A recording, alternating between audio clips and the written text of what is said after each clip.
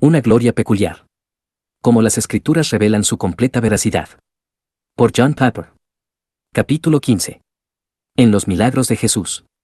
Mas yo os conozco, que no tenéis amor de Dios en vosotros. Yo he venido en nombre de mi Padre, y no me recibís; si otro viniere en su propio nombre, a ese recibiréis. ¿Cómo podéis vosotros creer, pues recibís gloria los unos de los otros, y no buscáis la gloria que viene del Dios único? Juan 5:42 al 44. Continuando el punto del capítulo anterior, cambiamos nuestro enfoque del cumplimiento de la profecía a los milagros de Jesús.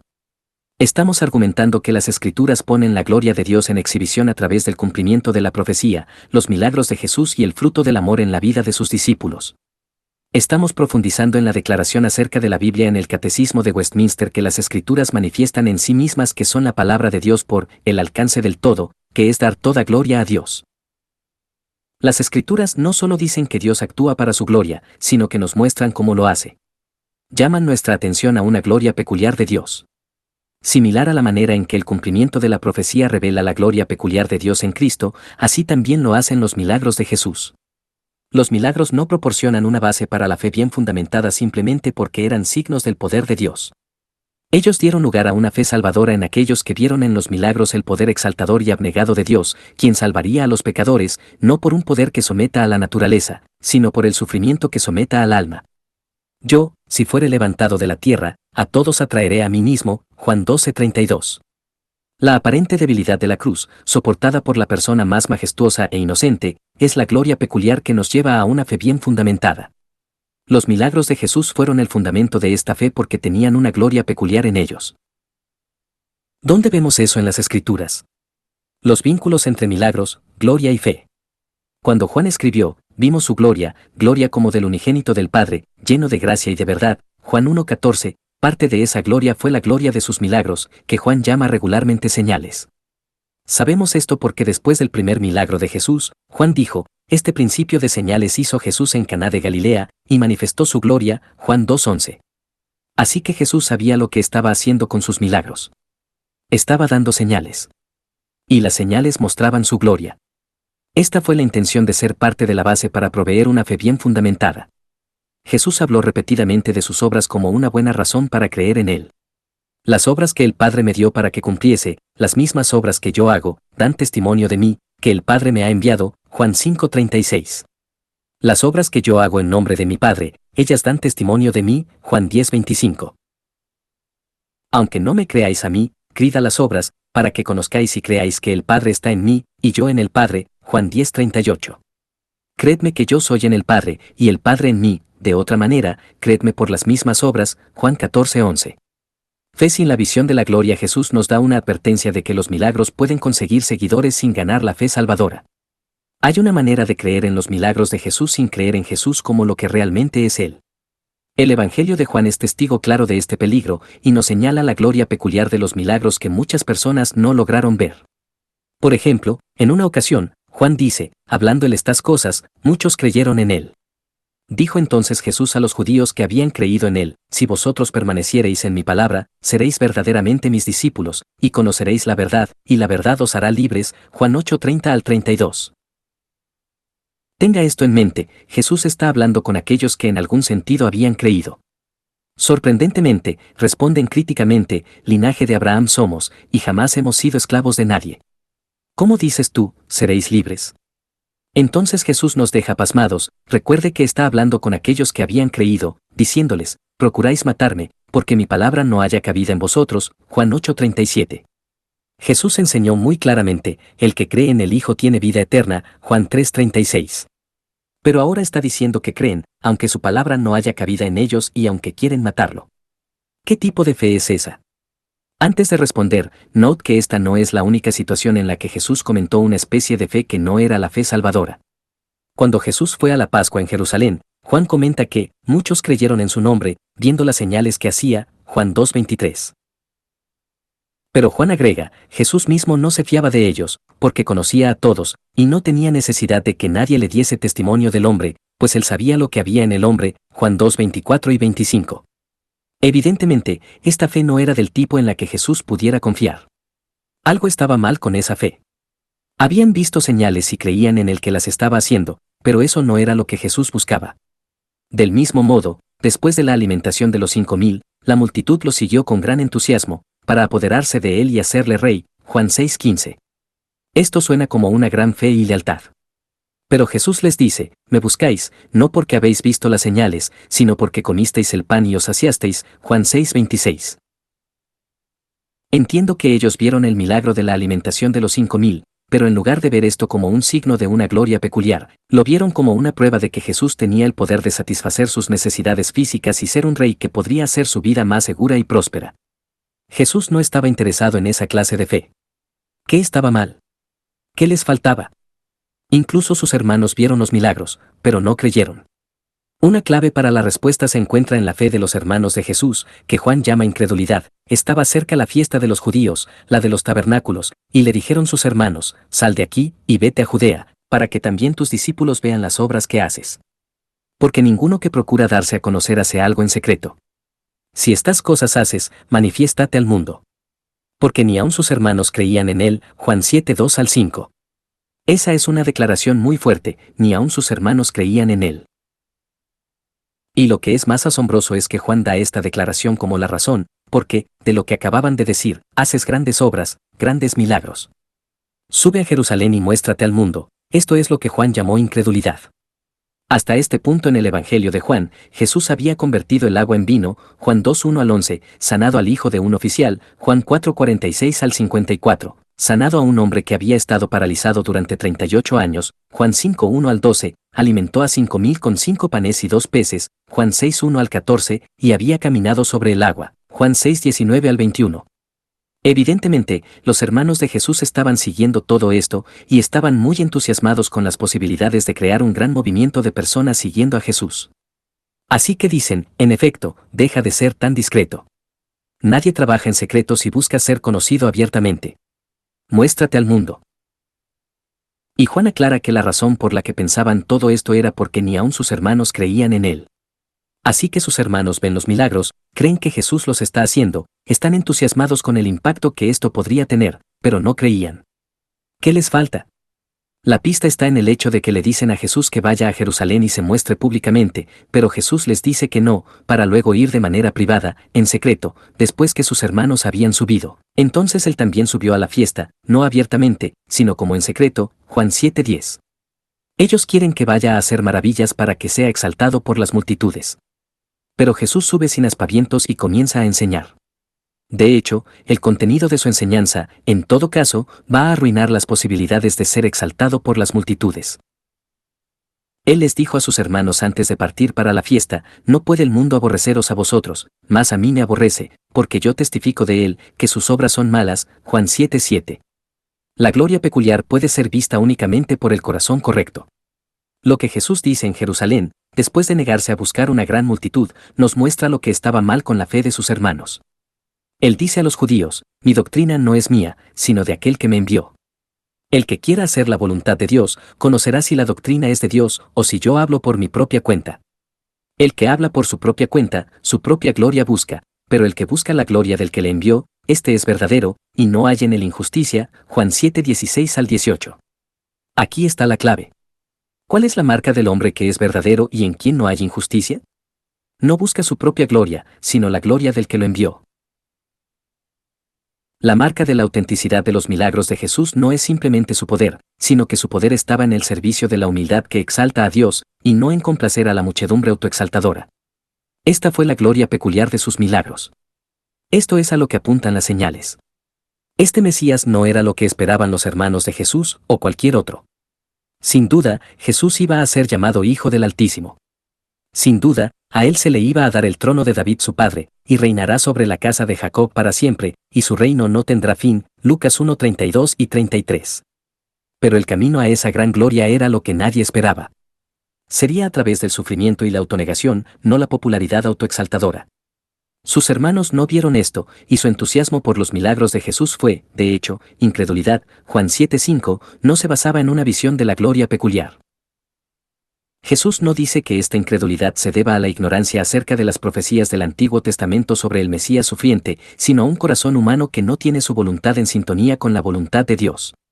Él dice en Juan 7:17, el que quiera hacer la voluntad de Dios, conocerá si la doctrina es de Dios o si yo hablo por mi propia cuenta. El problema más grave no es la ignorancia sino la persona que no quiere hacer la voluntad de Dios. En el contexto, la voluntad de Dios es la rendición de la autoexaltación y el acoger la exaltación de Dios. El que habla por su propia cuenta, su propia gloria busca, pero el que busca la gloria del que le envió, este es verdadero, y no hay en él injusticia, Juan 7:18.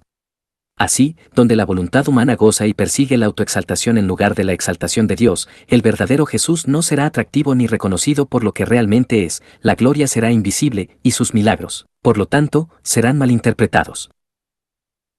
El corazón humano debe ponerse en armonía con la voluntad de Dios para que el designio de Dios para los milagros de Jesús sea visto. Su gloria peculiar no era el poder al servicio de la autoexaltación, sino el poder al servicio de la exaltación a Dios y el abnegado servicio de la liberación humana. Jesús usaría este poder para aliviar el sufrimiento de otros, pero no el suyo. Todo aquel que no compartiera esta disposición no podría ver la gloria. Y por lo tanto, su entusiasmo por sus milagros no era una fe salvadora. No se puede creer si se ama el elogio humano. Jesús clarifica esto aún más en Juan 5:41 al 44, cuando dice, «Gloria de los hombres no recibo. Mas yo os conozco, que no tenéis amor de Dios en vosotros. Yo he venido en nombre de mi Padre, y no me recibís, si otro viniere en su propio nombre, a ese recibiréis». ¿Cómo podéis vosotros creer, pues recibís gloria los unos de los otros, y no buscáis la gloria que viene del Dios único? Esta última pregunta retórica tiene una respuesta devastadora. La respuesta a cómo podéis vosotros creer, es no pueden. Repite la pregunta como una declaración, ya que Jesús realmente está haciendo una fuerte declaración con ella, vosotros, recibís gloria los unos de otros, y no buscáis la gloria que viene del Dios único, no pueden creer. ¿Por qué no? Por lo que dice Jesús en el versículo 43, he venido en nombre de mi Padre, y no me recibís, si otro viene en su propio nombre, a ese recibiréis. ¿Por qué habrían recibido a uno que viniera en su propio nombre? Porque esa mentalidad encajaría con la suya. El que viene en su propio nombre, buscando su propia gloria, sería como uno de ellos. Sus caminos serían los caminos de ellos. Él respaldaría su egocentrismo. Incluso si él se convirtiera en su competencia, no se convertiría en su condena. Podrían sentir envidia, pero no se sentirían culpables. Por eso no pueden creer. Ellos aman la gloria del hombre más que la gloria de Dios. Conozco que no tenéis amor de Dios en vosotros, versículo 42. Ellos se aman a sí mismos. Aman la alabanza del hombre. Así que cuando Jesús dice, gloria de los hombres no recibo, versículo 41, quiere decir que de la clase de exaltación humana que la gente ofrece, que no tiene el amor a Dios, no le interesa y no encaja con quién es Él. Por lo tanto, las personas que quieren esa clase de gloria de los hombres no conocerán a Jesús. Fundamentalmente no podrán entender de lo que se trata. Por lo tanto, no verán lo que sus señales, es decir sus milagros, están indicando. No pueden reconocer la gloria peculiar de Jesús en sus milagros, porque no quieren hacer su voluntad, Juan 7:17. Ellos no comparten su amor por la gloria de Dios, 7:18, y 5:44, y no tienen la intención de unirse a Jesús en el autosacrificio que pone su poder al servicio del amor y no del orgullo. Transfiguración, la venida, la gloria y las escrituras. Hubo un momento en la vida de Jesús cuando su majestad se destacó de manera absolutamente única. Fue notable precisamente porque fue excepcional.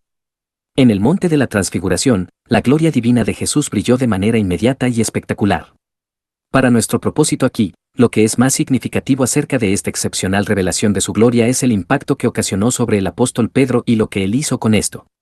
Pedro vio en esta revelación una confirmación de la palabra escrita de Dios en el Antiguo Testamento, especialmente en cómo se relaciona con la segunda venida de Cristo en gloria al final de los tiempos. En los evangelios de Mateo, Marcos y Lucas, la historia de la transfiguración es inmediatamente precedida por una promesa de Jesús que parece estar relacionada con su futuro, su segunda venida. Mateo 16:28, de cierto os digo que hay algunos de los que están aquí, que no gustarán la muerte, hasta que hayan visto al Hijo del Hombre viniendo en su reino. Marcos 9:1, les dijo, de cierto os digo que hay algunos de los que están aquí, que no gustarán la muerte hasta que hayan visto el reino de Dios venido con poder. Lucas 9:27, pero os digo en verdad, que hay algunos de los que están aquí, que no gustarán la muerte hasta que vean el reino de Dios. Mi comprensión de lo que Jesús estaba haciendo, observado por Mateo, Marcos y Lucas, es señalar a su segunda venida al predecir una visión anticipada de lo que sucedería en el monte de la transfiguración. Así que cuando Jesús dijo que algunos verán el reino de Dios venir con poder, o verán al Hijo del Hombre viniendo en su reino, antes de morir, él quería decir que Pedro, Santiago y Juan, como cada uno de estos evangelios lo registra, verían el extraordinario avance de la gloria futura de Cristo que tendrá cuando llegue en su reino final. En efecto, Pedro, Santiago y Juan vieron el poder y la gloria del Hijo del Hombre viniendo en su reino cuando Jesús fue transfigurado delante de ellos. Marcos registra este evento así: 6 días después, Jesús tomó a Pedro, a Jacobo y a Juan, y los llevó aparte solos a un monte alto, y se transfiguró delante de ellos. Y sus vestidos se volvieron resplandecientes, muy blancos, como la nieve, tanto que ningún lavador en la tierra los puede hacer tan blancos. Y les apareció Elías con Moisés, que hablaban con Jesús. Entonces Pedro dijo a Jesús: Maestro, bueno es para nosotros que estemos aquí, y hagamos 3 enramadas, una para ti, otra para Moisés, y otra para Elías. Porque no sabía lo que hablaba, pues estaban espantados. Entonces vino una nube que les hizo sombra, y desde la nube una voz que decía: Este es mi Hijo amado, a él oíd. Y luego, cuando miraron, no vieron más a nadie consigo, sino a Jesús solo. Mr 9, 2-8. Mateo y Lucas registran aspectos del encuentro que Marcos omite. Mateo dice que el rostro de Jesús resplandeció, como el sol, Mt 17:2, y Lucas añade que Moisés y Elías aparecieron rodeados de gloria, y hablaban de su partida, Lit, su éxodo, que estaba a punto de cumplir en Jerusalén, LC 9:31. Juntando algunas piezas, podemos ver que la transfiguración está mirando en 2 direcciones. Está esperando por la segunda venida de Jesús en su reino y gloria, y está mirando hacia atrás a Moisés y a Elías, quienes representan la ley y los profetas que anunciaron este evento glorioso. En medio de este vistazo histórico está Jesús, a quien Dios declara como su Hijo amado y que está a punto de realizar su éxodo de liberación en Jerusalén. Dios dice que debe ser escuchado a toda costa. Este es mi Hijo amado, a él oíd. Así como estamos viendo una gloriosa visión previa de la segunda venida, nos recuerda lo que él tendrá que soportar en Jerusalén para liberar a su pueblo de la esclavitud del pecado. Ahora bien, ¿qué harán los apóstoles ante este asombroso acontecimiento? Sorprendentemente tenemos el testimonio de Pedro de lo que el acontecimiento significó para él, o al menos parte de lo que significó. En 2 Pedro 1, 16-19 leemos este relato de la transfiguración y su significado: porque no os hemos dado a conocer el poder y la venida de nuestro Señor Jesucristo siguiendo fábulas artificiosas, sino como habiendo visto con nuestros propios ojos su majestad. Pues cuando él recibió de Dios Padre honra y gloria, le fue enviada desde la magnífica gloria una voz que decía: Este es mi Hijo amado, en el cual tengo complacencia. Y nosotros oímos esta voz enviada del cielo, cuando estábamos con él en el Monte Santo.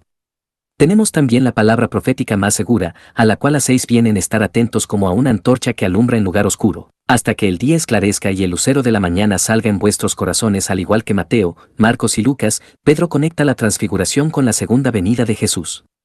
Según Mateo, Jesús dijo que en el monte de la transfiguración, Pedro, Santiago y Juan verían al Hijo del Hombre viniendo en su reino, Mateo 16:28. Pedro dice que en su enseñanza les hizo saber el poder y la venida de nuestro Señor Jesucristo, segunda de Pedro 1:16. Sostiene que la razón por la que esto no debe considerarse como un mito es que él era un testigo ocular de la majestad. En otras palabras, dice: vi una visión anticipada de la segunda venida. Vi la cortina del futuro levantada y la majestad de Jesús en su gloria futura. Luego va más allá y añade a la visión, la audición. No era solo un testigo ocular, sino también un testigo auditivo. Cuando le fue enviada desde la magnífica gloria una voz que decía: Este es mi Hijo amado, en el cual tengo complacencia. Y nosotros oímos esta voz enviada del cielo, cuando estábamos con él en el Monte Santo, segunda de Pedro 1:17 y 18. Así que con sus ojos y sus oídos, Pedro experimentó una representación previa de la majestad de Jesús en su segunda venida. Entonces Pedro hace la conexión que es tan relevante para nuestro propósito aquí. Conecta este acontecimiento con las escrituras del Antiguo Testamento que predice la segunda venida. Tenemos también la palabra profética más segura, a la cual hacéis bien en estar atentos como a una antorcha que alumbra en lugar oscuro, hasta que el día esclarezca y el lucero de la mañana salga en vuestros corazones, segunda de Pedro 1:19. En otras palabras, como hemos visto antes, Jesús confirma la autoridad de las escrituras del Antiguo Testamento. Esta vez no lo hace diciendo: no penséis que he venido para abrogar la ley o los profetas, no he venido para abrogar, sino para cumplir, Mateo 5:17, más bien, confirma las escrituras al revelar la misma gloria que él tendrá cuando venga en el último día para cumplir todo lo que se había escrito acerca de él. Él confirma las Escrituras por un sorprendente precumplimiento de su más gloriosa esperanza. El punto que Pedro está recalcando no es que a los escritos proféticos les falte solidez o seguridad y que Jesús lo proveyó. El punto es que las Escrituras ya eran firmes, en griego, ahora son más firmes, en griego. Moisés y Elías, que representan la ley y los profetas, son vindicados por su presencia con Jesús en gloria, Lucas 9:31. Ahora, en la sombra de la gloria superior de Jesús, no pierden su autoridad, sino que ganan la confirmación del Hijo de Dios. Pedro dice que debemos mirar la verdad y la gloria que revelan como una lámpara que alumbra en lugar oscuro, hasta que el día esclarezca y el lucero de la mañana salga en vuestros corazones. Cristo no ha venido para abolir la ley y los profetas, Moisés y Elías, sino para cumplirlos. En el monte de la transfiguración, Él cumple de antemano sus promesas de la esperanza final. De esta manera, estas escrituras vienen a arder con más brillo, como una lámpara para nuestro mundo oscuro. Por un breve momento, la transfiguración rompió el patrón de la encarnación. Retiró la cortina del futuro cuando la gloria de Cristo ya no se revestiría más de la frágil humildad. Y eso también es parte de la gloria peculiar de Jesucristo, breve pero maravillosa. Y todo esto con la finalidad de que las escrituras proféticas como Pedro las llama, sean más seguras. La transfiguración misma se convierte en una especie de dramatización del punto de este libro, es la gloria peculiar de Jesús que despierta y gana nuestra confianza en la verdad de las Escrituras. En resumen, entonces, los milagros de Jesús están destinados a proporcionarnos un buen cimiento para una confianza bien fundamentada de que Él es quien dice que es y que sus enseñanzas son verdaderas, Juan 5:36, 10:25 y 36. Pero los milagros, como simples demostraciones de un poder sobrenatural, no tienen este efecto. Incluso los demonios saben que Jesús hace tales milagros, Marcos 1:24. Así ocurrió con los hermanos de Jesús. Su admiración por los milagros y su deseo de verlo hacer más en busca de notoriedad, se llama incredulidad. Para ver los milagros de Jesús como el fundamento de una fe verdadera y salvadora, hay que ver la gloria peculiar que ellos exhiben. Este principio de señales hizo Jesús en Caná de Galilea, y manifestó su gloria, Juan 2:11. Esta gloria solo puede ser vista por aquellos cuyo corazón se pone en conformidad con la gloria. La gloria peculiar de los milagros de Jesús es que su poder sobrenatural está al servicio de la exaltación humilde de Dios, no de la autoexaltación agradable a la muchedumbre. Están al servicio del alivio del sufrimiento, no escapan del sufrimiento. Ellos llevarán a Jesús a la cruz, no lo guardarán de esta, Mateo 16:21 al 23. Los corazones que no comparten este amor por la gloria de Dios y el bien de los demás, en la humildad de la abnegación, no verán la gloria de Jesús en sus milagros. Pero donde Dios hace su obra misericordiosa, que remueve la ceguera, 2 Corintios 4:6, Mateo 11:25, Juan 9:39, Jesús es visto como quien realmente es y la gloria peculiar de sus milagros se convierte en un buen fundamento para una fe bien establecida. Bienaventurado eres, Simón, hijo de Jonás, porque no te lo reveló carne ni sangre, sino mi Padre que está en los cielos, Mateo 16:17. El corazón humano debe ser liberado de su anhelo por buscar la alabanza de los hombres, Juan 5:44, y debe buscar la voluntad de Dios. Es decir, el corazón debe conformarse a la manera peculiar en que Dios se glorifica en la historia y en las Escrituras, a través de la majestad en la mansedumbre y la fuerza en el sufrimiento, la riqueza de su gloria en la profundidad de lo que da. La gloria peculiar de los milagros y las Escrituras. Juan hace la conexión entre los milagros de Jesús y las Escrituras. Su propio registro apostólico profundo, su evangelio, es el despliegue de 7 señales, milagros. Dice que el propósito de este despliegue escrito de estas 7 señales es que se han escrito para que creáis que Jesús es el Cristo, el Hijo de Dios, y para que creyendo, tengáis vida en su nombre, Juan 20:31. En otras palabras, Juan tiene la intención de que sus escritos pongan los signos reveladores de la gloria en exhibición para las generaciones futuras, es decir, para nosotros. Así como los milagros de Jesús muestran la gloria peculiar de Cristo en su vida terrenal, hacen lo mismo para nosotros cuando los leemos. El Evangelio de Juan los conserva y los retrata para nosotros. Esta fue claramente su intención, como muestra en su primera epístola, porque la vida fue manifestada, y la hemos visto, y testificamos, y os anunciamos la vida eterna, la cual estaba con el Padre, y se nos manifestó. Lo que hemos visto y oído, eso os anunciamos, para que también vosotros tengáis comunión con nosotros, y nuestra comunión verdaderamente es con el Padre, y con su Hijo Jesucristo. 1 Juan 1, 2 y 3.